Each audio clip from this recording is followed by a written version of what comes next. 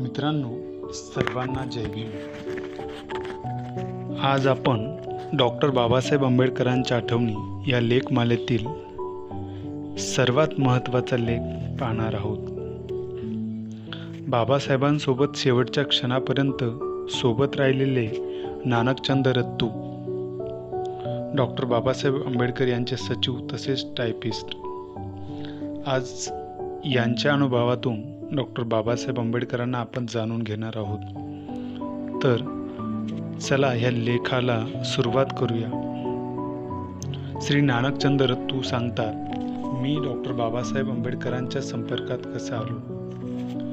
मी माझ्या शाळकरी दिवसापासूनच डॉक्टर आंबेडकरांच्या देशभर सर्वत्र विखुरलेल्या असंख्य चाहत्यापैकी एक होतो. समाजातील दलित, शोषित, उपेक्षित घटकांची दुरवस्था दूर करणाऱ्या त्यांच्या दलित चळवळीत मला खूप रस होता. पंजाबमधील अधरम मंडळ ही अनुसूचित जातीची तेव्हाची संघटना होती. माझे वडील तिचे क्रियाशील सामाजिक कार्यकर्ते होते. या संघटनेने पंजाबातील दलित चळवळ खूप उंचीवर नेऊन पोहोचवली होती. उद्धरम मंडळ निरंतर कार्यरत करत होते. अविभक्त पंजाबच्या सर्व भागात विखुरलेल्या हजारो लोकांची सद्विवेक बुद्धी त्या मंडळाने जागवली होती. ते सर्व लोक पक्षाच्या ध्वजाखाली एकत्रित आले होते आणि डॉक्टर बाबासाहेब आंबेडकरांना आपला मसीहा म्हणून मानू लागले होते. त्यांच्या अमर्याद त्याग, अदम्य धारिष्ट्य आणि शक्ती, अढळ निर्धार, स्पष्ट दृष्टिकोन, ऋषितुल्य नेतृत्व, उत्तुंग भावनिक तसेच बौद्धिक सद्गुण हे सारे पाहून मी एक अपरिहार्य निष्कर्षाला पोहोचलो.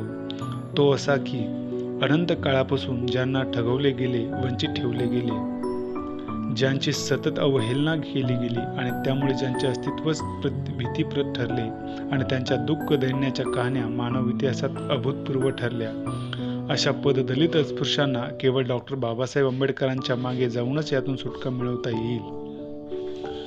निरनिराळ्या परिषदांमध्ये आणि मोठ्याल्या सभांमध्ये झालेली भाषणे आणि उद्धरम मंडळाचे मुखपत्र आदी डंकाच्या स्तंभातून प्रकाशित झालेले विचार, प्रवर्तक लेख या माझ्यावर कायम टिकणारा असा प्रभाव पडला. त्यातून मला डॉक्टर बाबासाहेब आंबेडकरांचे नेतृत्व आणि त्यांचे चळवळ या संबंधी बरीच माहिती मिळाली. मी त्यांच्या उत्तुंग व्यक्तिमत्वाने आणि उदात्त कार्याने अत्यंत प्रभावित झालो. त्यांच्याबद्दल आणि दलित चळवळीबद्दल अधिकाधिक जाणून घ्यावे, वाचावे, आणखी समजून घ्यावे अशी ओढच मला लागली. 20 ऑगस्ट 1939 रोजी मी नोकरीच्या शोधात दिल्लीला येऊन ठेपलो. अधरम मंडळानेच माझे नाव अधीक्षक अभियंता, western Jamuna canal circle, Alipur road या कार्यालयात कारकून टंक लेखकाच्या चाचणी परीक्षेसाठी व मुलाखतीसाठी पाठवले होते. तो तसा निरर्थकच उपद्व्याप होता, कारण त्या पदाची पात्रताच माझ्यापाशी नव्हती आणि एरवीही एकच जागा रिक्त असल्यामुळे माझी त्या जागेसाठी निवड होण्याची शक्यता फारच कमी होती, कारण मी अनुसूचित जातीचा होतो. वर्षे जशी जशी उलटत गेली तशी तशी बाबासाहेबांना भेटण्याची माझी उत्कंठा वाढतच गेली. शेवटी माझी जन्माची आकांक्षा व महत्त्वाकांक्षा एकदाची पूर्ण झाली. 1940 साली जानेवारीच्या पहिल्या आठवड्यात माझे सन्मित्र करतार सिंग यांच्यासोबत वेस्टर्न कोर्ट हॉस्टेलच्या 2 क्रमांकाच्या खोलीत माझ्या स्वप्नातल्या त्या महापुरुषाला भेटण्याची संधी आणि सद्भाग्य मला लाभली. सैलसर कुर्ता आणि धोतर असा त्यांचा वेश होता. हलत्या आराम खुर्चीवर बसून त्यांचे चहाचे घोट घेत ते सकाळचे वर्तमानपत्र चाळत होते. त्यांचे आमच्याकडे लक्ष नव्हते. आम्ही त्यांच्या जवळ गेलो, त्यांना अभिवादन केले. त्यांनी त्यास प्रतिसाद दिला. प्रारंभिक क्षेम, कुशल आणि औपचारिक संवाद झाल्यावर करतार सिंह यांनी नम्र विनोद करीत माझ्याबद्दल सांगितले. माझी पार्श्वभूमी, त्यांच्याबद्दलचा माझा आदरभाव आणि भेटीची ओढ सारे काही सांगितले. त्या थोर माणसाची नुसती ओळख होण्यात मी स्वतःला सर्वात नशिबान मानले. मला तो मोठाच आत्मसन्मान वाटला. आदरपूर्वक अंतर राखून मी त्यांचा राजबिंड्या व्यक्तिमत्वाकडे बघत होतो. मला ते एखाद्या पवित्र आत्म्याप्रमाणे भासत होते. मी कमालीच प्रभावित आणि आकर्षित झालो होतो.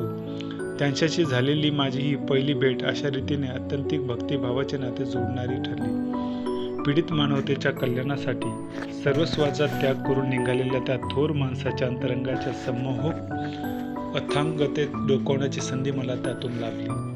व्हाईसरॉयने दुसऱ्या महायुद्धाच्या काळात युद्ध प्रयत्नांना चालना देण्यासाठी नॅशनल डिफेन्स कौन्सिल स्थापन केले होते. बाबासाहेब त्यांचे सदस्य होते. त्या कौन्सिलच्या बैठकीच्या निमित्ताने ते दिल्लीला येत असत. कधी सर्वोच्च न्यायालय पुढील खटल्यांच्या तर कधी व्यक्तिगत कामाने त्यांचे येणे होई. येण्यापूर्वी कर्तार सिंगला कळवत असत. केव्हाही ते दिल्लीला आले म्हणजे त्यांच्या नेहमीच्या वेस्टर्न कोर्ट हॉटेलमध्ये त्यांना भेटण्याची संधी आणि सन्मान मला हमखास मिळत असे. बाबासाहेबांकडे जेव्हा व्हाईसरायच्या कार्यकारगिरीतील श्रम खाते सोपवण्यात आले होते, त्यानंतर स्वतंत्र भारताचे ते कायदेमंत्री झाले. या दोन्ही वेळी त्यांच्या अनुक्रमे 22 पृथ्वीराज रोड आणि 1 होर्डिंग अव्हेन्यू हे बंगले शहाजहान रोकडाच्या माझ्या ऑफिसजवळ असल्याने त्यांना मी नेहमीच भेटत असे. कधी मी एकटाचा किंवा कधी कधी माझ्या मित्रांच्या व प्रतिनिधीसोबत त्यांची भेट घेत असे. वारंवार भेटल्याने त्यांची माझ्या मनावर अमिट आणि उत्तम छाप पडली आणि त्या महापुरुषाबद्दल मला नितांत आदर वाटू लागला. खरे तर त्यांना जेव्हा मी वेस्टर्न कोर्ट हॉटेलमध्ये अगदी पहिल्यांदा भेटलो त्या क्षणी त्यांचे उत्तुंग व्यक्तिमत्व, त्यांची विद्वत्ता, सखोल चिंतन, दृष्टिकोनातील आविष्कारणातील स्पष्टपणा, त्यांची शांत वृत्ती, रुबाब आणि तेजस्वी डोळे या सर्वांमुळे मी पुरता भारावून गेलो आणि जन्मभर या माणसाची सेवा करायची हा निर्णय मी घेऊन टाकला. हिंदू कोड बिल तयार करण्यासाठी डॉक्टर बाबासाहेब आंबेडकर रात्रदिवस परिश्रम घेत होते. तुरळक ठिकाणी आवश्यक ते फेरफार करून त्यांनी 5 सप्टेंबर 1951 रोजी ते संसदेत सादर केले. त्यावर निषेध आणि स्तुतीचे प्रचंड वादळ उठले. तब्येत खालवल्यावर शक्य तितक्या लवकर त्या विधेयकाची तड ते लावू इच्छित होते, पण प्रधानमंत्र्यांनी त्याच अधिवेशनात विधेयक मंजूर केले जाईल असे आश्वासन दिले असतानाही जेव्हा त्या विधेयकाचे फक्त 4 खंड मंजूर करून उरलेल्या वरची चर्चा स्थगित करण्यात आली, तेव्हा त्यांची घोर निराशा झाली. त्या मनस्थितीत त्यांनी 27 सप्टेंबर 1951 रोजी आपल्या मंत्रिपदाचा राजीनामा दिला. संध्याकाळी निवांत मनस्थितीत बंगल्यासमोर हिरवीगार मोजक्या मित्रासोबत ते चहा पीत बसले होते. मी लगबगीने तेथे गेलो.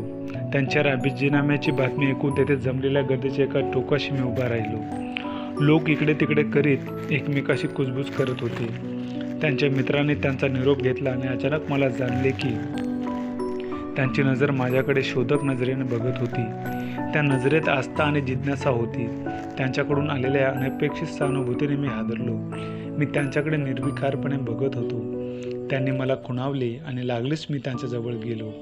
हात जोडून उभा राहिलो. त्यांनी माझ्याकडे उजव्या बाजूने वर खाली असे पाहिले. त्यांच्या चेहऱ्यावर वेदनेचे भाव होते. त्यांनी विचारले, माझी सेवा करण्याची वारंवार इच्छा प्रदर्शित करणारे ते तुम्हीच आहात काय? होय सर, मी तोच. मी नम्रपूर्वक उत्तरलो. ठीक आहे, उद्या सकाळी तुम्हाला येता येईल. त्यांनी विचारले. त्यांच्या या अकल्पित सहानुकंपेने माझा चेहरा उजळून निघाला. मी नम्र शब्दात उत्तर दिले, होय सर, मी अवश्य येईन. मी त्यांना नमस्कार करून त्यांचा निरोप घेतला. घरी आलो. मी रात्रभर अस्वस्थ होतो. झोपच लागली नाही. मी विचार केला, बाबासाहेबांची सेवा करण्याची कधीपासूनची आपली आकांक्षा होती ती. आता ती संधी आपल्याला खुणावत आहे, तेव्हा प्रयत्न करून पाहायला काय हरकत आहे. मी आणखी विचार केला, फार तर काय होईल, माझे नुकसान तर काहीच होणार नाही. राजीनामा दिल्यामुळे व्यक्तिगत कर्मचाऱ्याच्या ही सेवा त्यांना आता उपलब्ध नव्हत्या. लिहिण्याच्या काळी कोणी तरी मदतनीस मिळणे हे त्यांची ताबडतोबची चिंता होती. देवनगरच्या माझ्या घरापासून बाबासाहेबांचा बंगला तसा लांबच होता. कबूल केलेल्या वेळेवर पोहोचायला पाहिजे अशा विचाराने मी जरा लवकरच सायकलवरून निघालो. बाबासाहेब बंगल्या पुढच्या हिरवळीवर आराम खुर्चीत बसून सकाळचे वृत्तपत्र चाळत होते. आरामात चहाचे घोट घेत होते. त्यांची तंद्री मोडायची इच्छा होत नव्हती. मी लांब टोकाशी उभा राहिलो. त्यांचे माझ्याकडे लक्ष नव्हते. तेवढ्यात त्यांनी किंचितशी हालचाल केली आणि खुर्चीत ते सावरून बसले. मी क्षणाचाही विलंब न करता हात जोडून त्यांच्या पुढे उभा राहिलो. माझ्या आयुष्यातील हा प्रसंग खरोखरच फार विचित्र होता आणि मी त्या क्षणी ज्या काय अनुभवले त्यांचे नेमके वर्णन करायला माझ्यापाशी शब्दच नाहीत. मी कमालीचा विस्मयचकित झालो होतो. त्यांनी पुन्हा पुन्हा माझ्याकडे पाहिले. त्यांच्या डोळ्यात प्रश्नार्थक भाव होता. ते एकही शब्द बोलत नव्हते. शोध घेणारी त्यांची सौम्य नजर काय सांगू इच्छित होती याचा मुळीच बोध होत नव्हता. मी निशब्द, मुका आणि बहिरा होऊन उभा राहिलो. मला स्वीकाराव्या लागणाऱ्या जबाबदाऱ्या किती मोठ्या आहेत याची जाणीव कदाचित मला ते करून देत असावेत. त्यांनी वर्तमानपत्र बाजूला ठेवले. खुर्चीत पुन्हा ते सरकून नीट बसले. खुर्चीच्या पायदानावर त्यांनी आपले पाय ठेवले. चष्म्यातून ते माझ्याकडे निरखून पाहत होते आणि अचानक त्यांनी आपले मौन सोडले. अच्छा, तर तुम्ही आलात. छान. तुम्हाला चाकरीत ठेवून तुमची परीक्षा पाहण्याची वेळ आलेली दिसते. वेस्टर्न कोर्ट हॉटेलात पहिल्यांदा भेटलात जेव्हा तुम्ही इच्छा प्रदर्शित केली होती आणि नंतर अनेक प्रसंगी तिचा पुनरुच्चार केला होता. त्यांनी पुढे विचारले, मी लिहायला घेणार असलेल्या पुस्तकाच्या मुद्रणप्रती तयार करण्याच्या कामी मला मदत करण्यासाठी थोडासा वेळ काढणे तुम्हाला शक्य होईल काय? हे विचारताना त्यांच्या चेहऱ्यावर किंचित हास्य होते आणि त्यांनी माझ्याकडे एक अर्थपूर्ण कटाक्ष टाकला होता. मी उत्तर दिले, सर, आपली सेवा करणे हा माझ्या आनंदाचा आणि विशेष हक्काचा भाग असेल.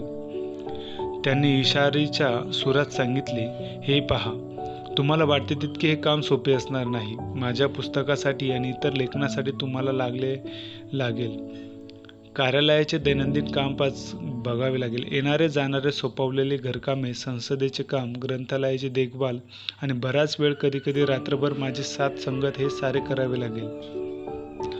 रविवारी आणि इतर सुट्ट्याच्या दिवशीही यातून सुटका नाही. तुम्हाला स्वतःच्या जीवनातील मौज मजाही सोडाव्या लागतील. पुढे ते म्हणाले, मी तुम्हाला खूप काम करायला लावेन. खरोखरच प्रचंड काम करावे लागेल. खरे तर त्यांनी हे खबरदारीचे शब्द उच्चारायचीच गरज नव्हती, कारण मला कोणती कामे, जबाबदाऱ्या अंगावर घ्याव्या लागणार आहेत याची पूर्ण कल्पना होती.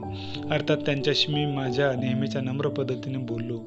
माझ्या सद्विवेकाने माझी उमेद वाढली होती. सर्वप्रथम त्यांनी माझ्यावर दाखवलेल्या विश्वासाबद्दल मी त्यांचे आभार मानले. सर, तुम्हाला कदाचित माझ्याबद्दल आणि माझ्या कामाबद्दल खात्रीशीरपणे काहीच नाही माहीत नसेल. मला तुम्ही थोडा अवधी द्या. मी तुमच्या अपेक्षांना उतरेन आणि तुम्हाला तक्रारीला मुळीच जागा देणार नाही अशी हमी तुम्हाला देतो. काळच हे सिद्ध करेल, मी विनम्रपणे म्हणालो. ते म्हणाले, ठीक आहे. तुमची सचोटी, समर्पणवृत्ती आणि निर्धार पाहून मला असे वाटते की मी ज्यांच्या शोधात होतो अशा प्रकारचा तरुण मला तुमच्या स्वरूपात मिळाला आहे. निवांत मनाने त्यांनी जे मोहक हास्य केले त्याने त्यांच्या चेहऱ्यावरचे नवे तेच लळकाळले.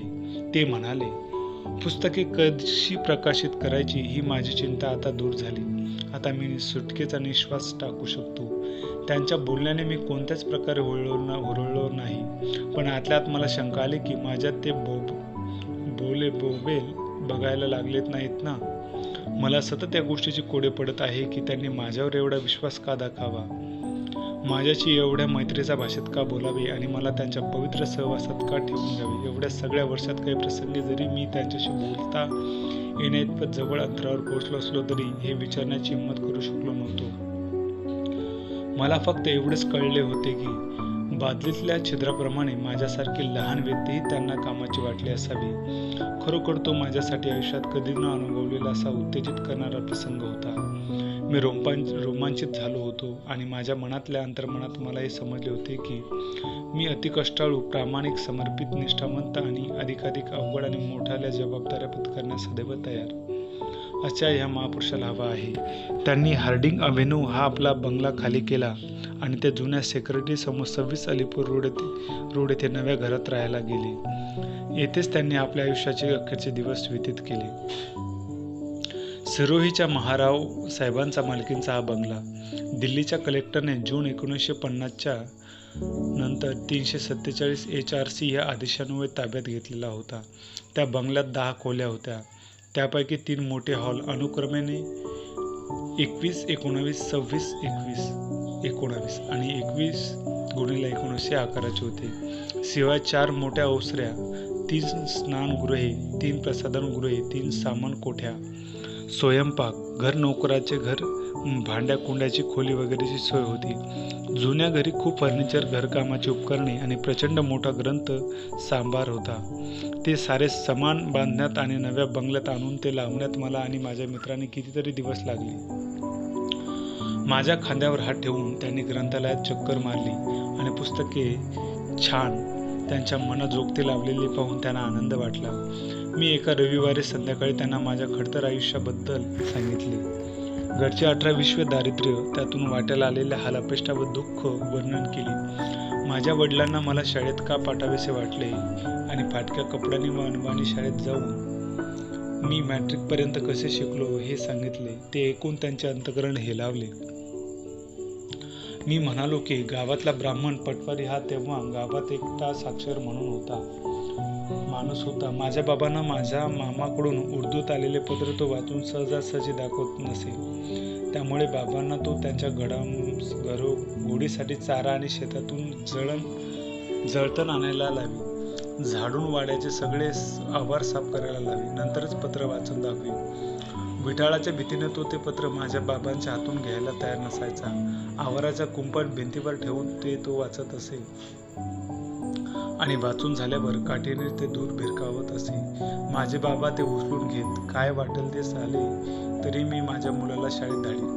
आम्हाला कितीही कष्ट पडले आणि अलापेष्टा सोसाव्या लागल्या तरी त्याची पर्वा नाही. बाबांनी आईला सांगितले. मॅट्रिक पास झाल्यावर ही मला कसे दारिद्र्यात आणि प्रतिकूल वातावरणात दिवस काढावे लागेल त्याचेही मी वर्णन केले.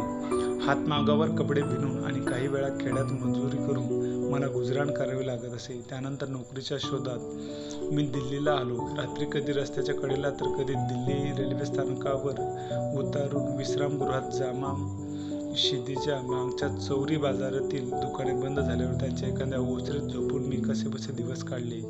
नंतर मी सिनेमागृहात गेट कीपरची नोकरी केली. पुढे दिल्ली कापड गिरणीत कामगार झालो. हे सगळे सांगितले. मी अनुसूचित जातीचा आहे हे समजल्यावर एकदा एका हॉटेलच्या मालकाने मला खायला प्यायला काही न देता हॉटेलमधून कसे हाकलून दिले होते त्याचेही वर्णन केले. सौम्य स्वभावाचे त्यांचे वागणे होते. ते अगदी मृदू आवाजात बोलत. मी केलेली वर्णने ऐकून एवढेच बोलले, तू सुद्धा दारिद्र्य आणि हालापेष्टाचा अनुभव घेतला आहेस. काय छान जोडी जमली आहे. त्यांनी लिहायला घेतलेल्या पुस्तकापैकी त्यांचा पहिला अनुक्रम बुद्ध अँड हिज गॉस्पेल या पुस्तकातला होता.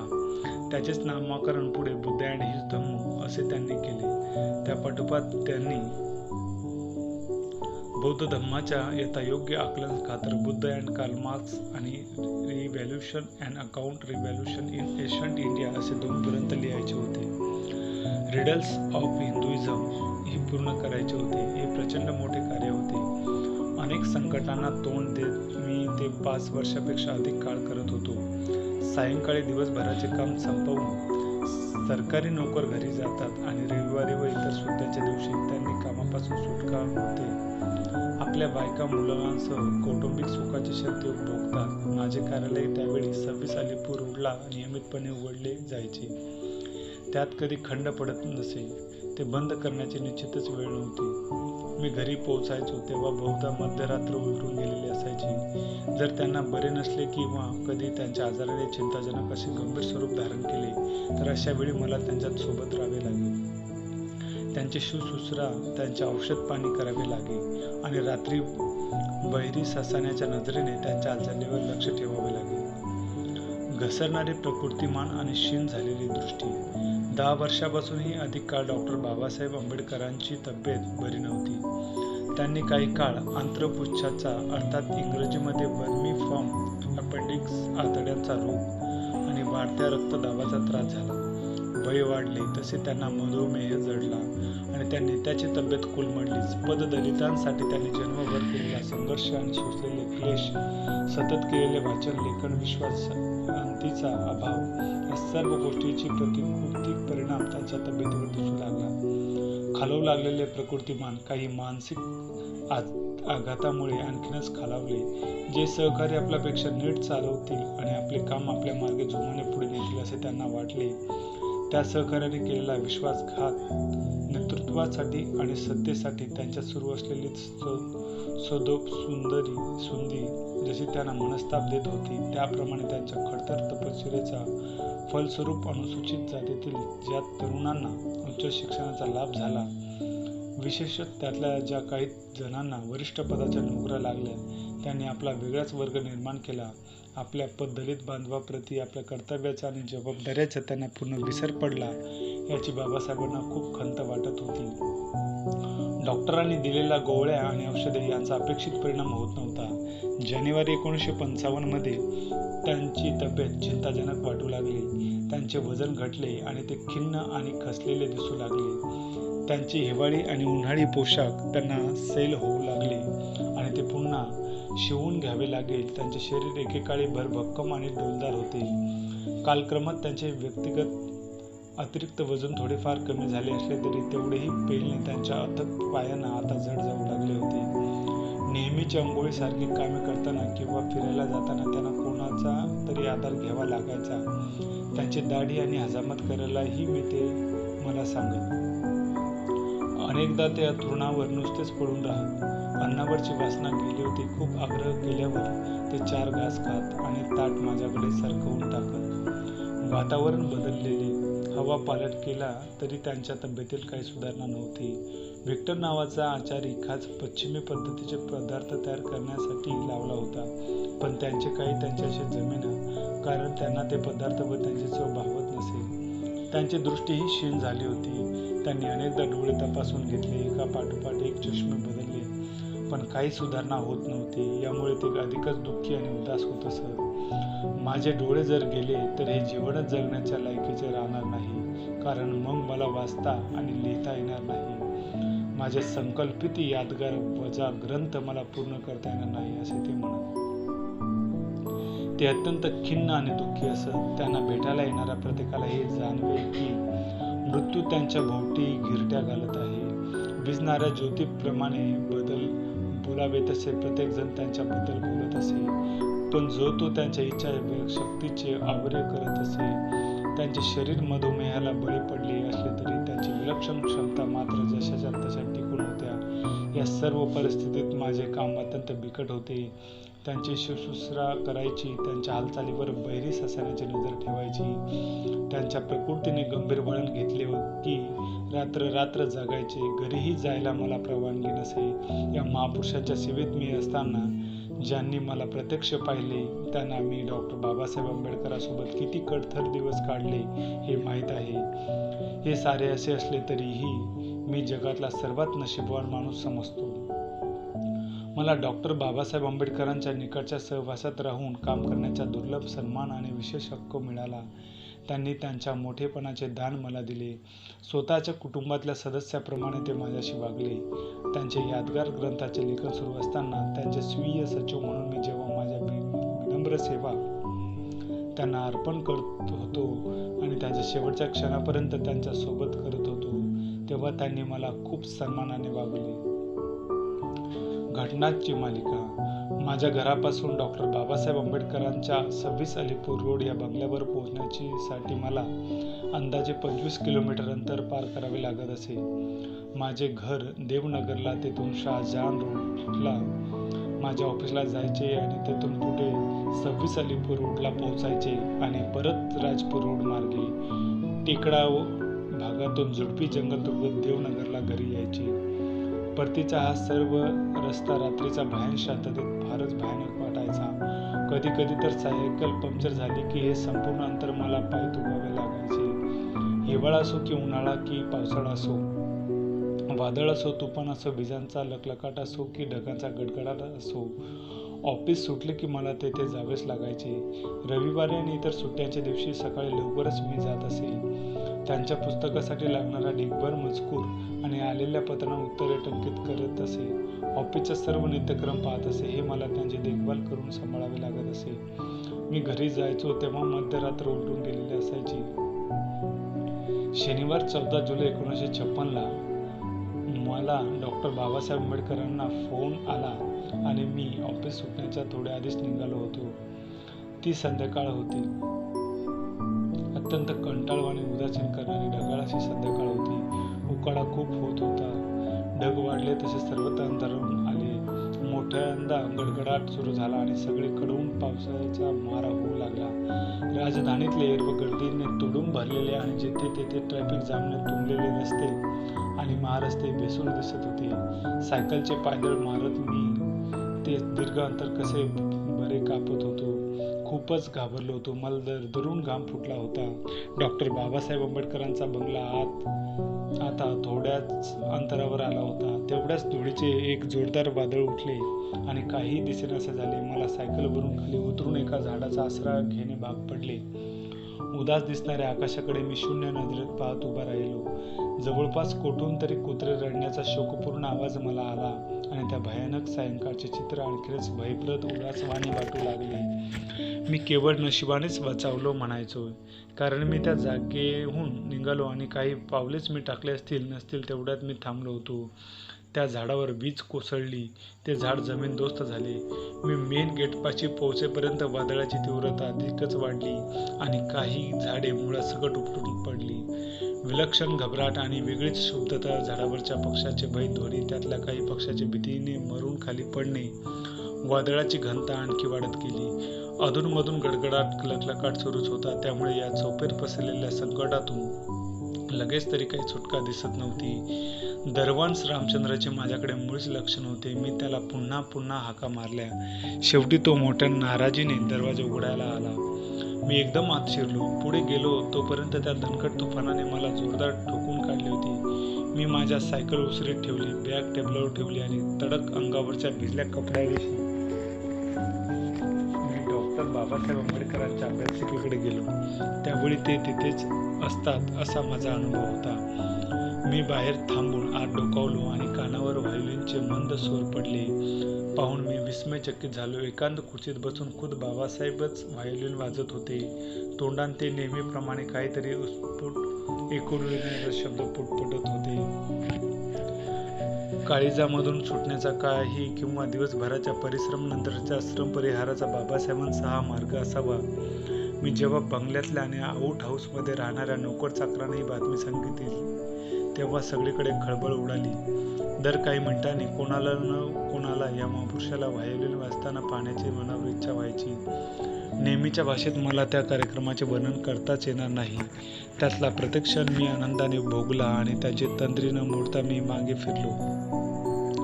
टेबलावर माझी वाट पाहत असलेल्या प्रचंड कामाला स्वतःला बुडवून घेतले. वाऱ्याची तीव्रता रात्री 9 वाजून गेल्यानंतरही ओसरली नव्हती, पण पावसाच्या सरी येऊन गेल्यामुळे धूळ मात्र जमिनीवर स्थिरावली होती. आकाश निरभ्र झाले होते. खिडक्यामधून रस्त्यावरच्या दिव्याचा प्रकाश त्यामुळे आत शिरू शकत होता.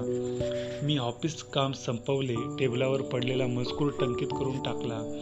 रात्री 11:30 वाजता मला खूप थकल्यासारखे आणि किंचित ताप आल्यासारखे वाटू लागल्यामुळे घरी जाण्याची परवानगी विचारण्यासाठी मी बाबासाहेबांच्या खोलीत गेलो. मी पाहिले तर ते गाढ झोपले होते, घोरत होते. त्यांना उठवणे मला योग्य वाटले नाही. मी हळूच दरवाजा बंद केला आणि श्रीमती आंबेडकरांना सांगून घरी परत निघालो.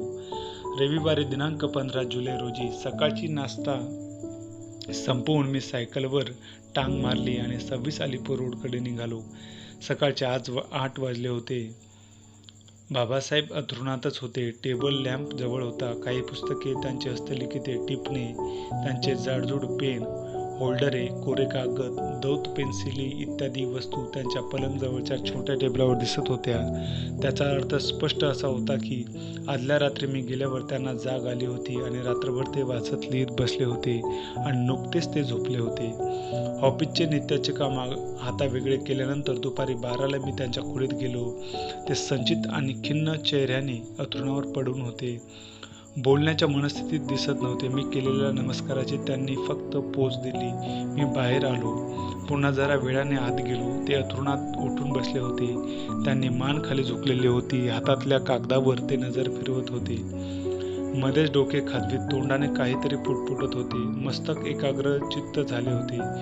उघडच एकतर त्यांची वेगानेच खालवणारी तब्येत, पुस्तके प्रकाशित होण्याबद्दलची काळजी किंवा तशाच काहीतरी कारणाने त्यांना अस्वस्थ केले होते.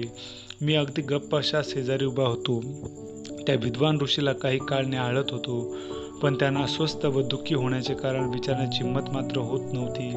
अर्थात ते कशामुळे रडत आहे त्याची कल्पना मी नक्कीच करू शकत होतो. मी शांतपणे बाहेर आलो. त्यांनी मला पाहिलेच नव्हते. मी चिंताक्रांत होऊन श्रीमती आंबेडकरांकडे चौकशी केली. त्या नुसत्याच हलल्या आणि म्हणाल्या, त्यात काहीच नवीन नाही. हे असेच सुरू आहे. ते तुमचे बाबासाहेब आहेत. तुम्ही त्यांना जाऊन विचारा. मला काही माहीत नाही. स्वयंपाकी सुदामला मी त्यांना विचारले. त्यांनाही काही सांगता येत नव्हते. 3 तास गेल्यावर मी नित्याचे काम करत असताना डॉक्टर बाबासाहेब आंबेडकरांनी अचानक माझ्या खोलीत येऊन मला धक्काच दिला. त्यांचा दंडा ते जोराने जमिनीवर आपटत आले. त्यांनी नोकराला बोलवण्यासाठी बेल वाजवली होती, पण वीज पुरवठा नसल्यामुळे ती वाजलीच नाही आणि त्यामुळे कोणी त्यांच्याकडे पोहोचलेच नाही. हे त्यांच्या आकस्मिक येण्याचे कारण होते हे मला जरा वेळाने समजले. बंगल्यात सर्वत्र गडबड उडाली. नोकर चाकरांची धावपळ झाली. माझ्या खांद्यावर हात ठेवून ते त्यांचे प्रचंड ग्रंथालय होते त्या हॉलमध्ये फिरत होते. शिल्पाकडे शोधक नजर फिरवीत त्यांनी अलमाऱ्यामधून काही पुस्तके काढली आणि माझ्या हाती दिली आणि ते अंथरुणावर पडले. थोड्या वेळानंतर पुन्हा जेव्हा घरी जाण्याची परवानगी घेण्यासाठी त्यांच्या खोलीत गेलो तर ते गाढ झोपले होते. श्रीमती आंबेडकरांना सांगून मी घराकडे निघालो.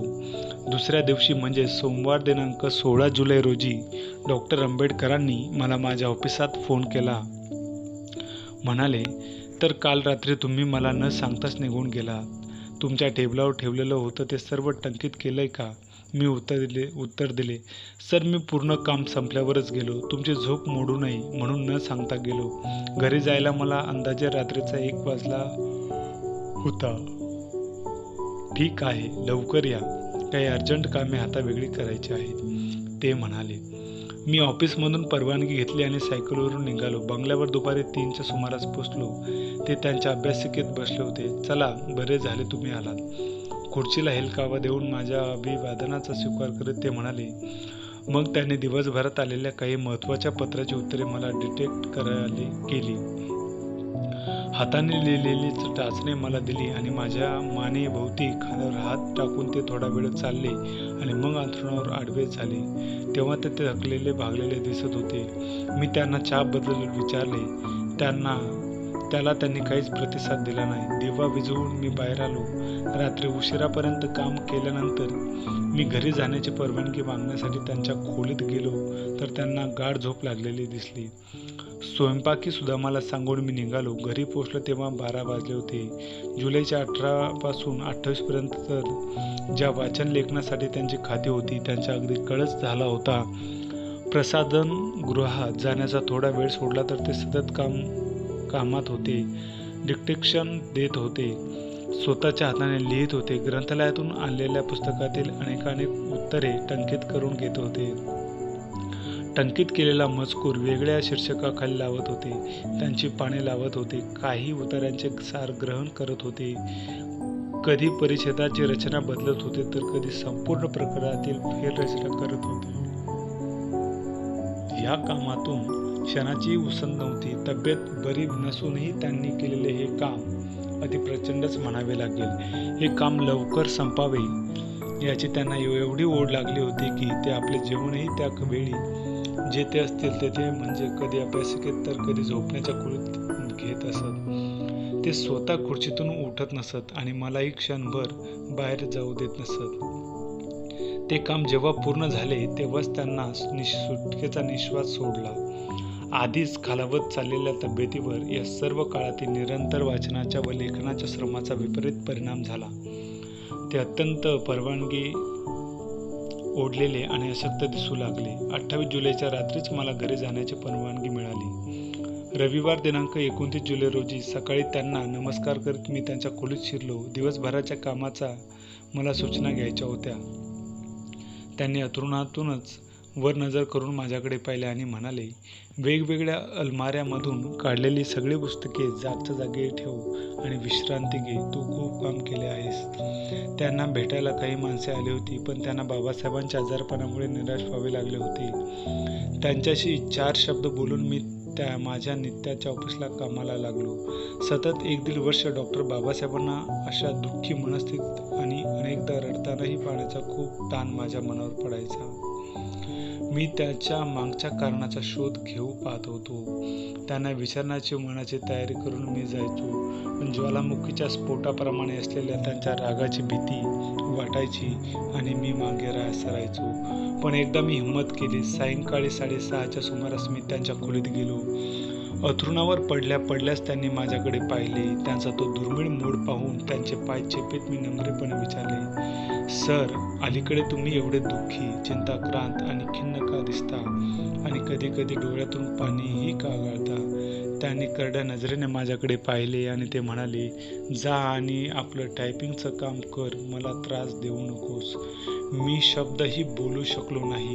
त्या कान उघडणीने मी बेदरूनच गेलो. मी हळूच दरवाजा बंद करून बाहेर पडलो. पण मी निर्धार केला की काय वाटेल ते होऊ देत. मी सत्य काय आहे ते काढीनच आणि त्यांचा कितीही रोष ओढवला तरी मी मागे सरणार नाही. त्यांच्याशी इतक्या जवळून आणि प्रदीर्घ काळ सहवास झाल्याने आणि त्यातही बराच वेळ अगदी त्यांच्या सानिध्यात काढल्यामुळे त्यांना शांत करण्याच्या कलाही मला चांगल्याच अवगत झाल्या होत्या. हात जोडून मी त्यांच्या समोर मुका व बैराहूड उभा राहायचो किंवा त्यांचे पाय धरायचो. त्यांच्या डोक्याला व पायांना तेल लावून मालिश करायचो. कधी कधी तर नोकराला खुणावून मी त्यांच्यासाठी चहाचा कपही आणवत असे. ते थोडे शांत झालेले दिसले की त्यांचा मूड असेल त्यानुसार मी कोणता तरी विषय छेडायचो किंवा त्यांना एखादी बातमी सांगायचो.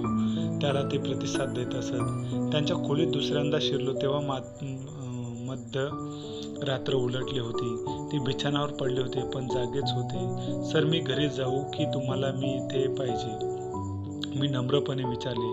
हळू आवाजात ते म्हणाले, होय, तू जाऊ शकतोस. 1:30 वाजता मी घरी पोहोचलो. बायकोचा रोष होणे स्वाभाविकच होते. दुसऱ्या दिवशी सोमवार दिनांक 30 जुलै रोजी मी माझ्या ऑफिसात थोडे लवकर बाहेर पडलो. श्रीमती आंबेडकर बाजारात काही खरेदीसाठी गेल्या होत्या. जाताना त्यांनी माझ्यासाठी निरोप ठेवला होता की त्यांच्या अनुपस्थितीत मी कोणालाही डॉक्टर आंबेडकरांना भेटण्याची परवानगी देता कामा नये. दिवसभराचे मिळालेले टपाल मी वाचून दाखवले आणि त्यांनी त्यातल्या काही महत्त्वाच्या पत्राची उत्तरे डिटेक्ट केली. ऑफिसातून येताना मी सोबत आणलेले संध्याकाळचे वर्तमानपत्र त्यांना चाळले. मग त्यांनी 50 पाने माझ्या हाती दिली. त्यातली काही त्यांच्या हस्ताक्षरात लिहिलेली तर काही टाईप केलेली होती. मजकूर काही पुस्तकामधला होता. हा मजकूर the Buddha and Karl Marx, revolution and counter revolution in अर्नस्टियन India and riddles of Hinduism हा माझ्या पुस्तकामधला भाग आहे. ही पुस्तके मी माझ्या हयातीत प्रकाशित करू शकेन असे काही मला वाटत नाही, ते म्हणाले आणि त्याचा गळा दाटून आला. थोड्या वेळ थांबून त्यांनी माझ्या पाठीवर थोपटले आणि म्हटले, तू जे कष्ट घेतलेस आणि अडचणी सोसल्या त्यांचा मी कदर करतो. ऑफिसचे नित्याचे काम सांभाळून वर्षानुवर्षे तू माझी ही काळजी घेतलीस आणि त्यांच्याच जोडीला बुद्ध आणि हिज धम्म ची मुद्रण टाईप केली. हे सारे करताना तू कधी तुझ्या तब्येतीकडे लक्ष दिले नाहीस की माझ्या त्यासाठी मिळणाऱ्या परिश्रमाचा विचार केला नाहीस.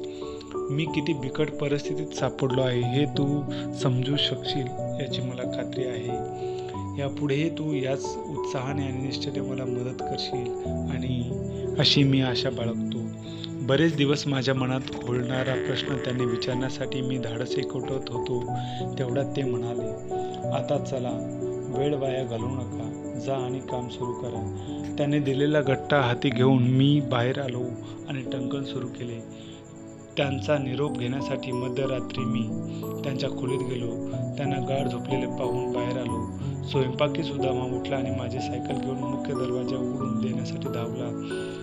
त्याने चौकीदाराला खूप हाका मारल्या. बऱ्याच वेळानंतर इतका उशिरा झोपमोड झाल्याबद्दल कुरकुरत त्याने दरवाजा उघडला. सायकलीने ते लांब अंतर तोडून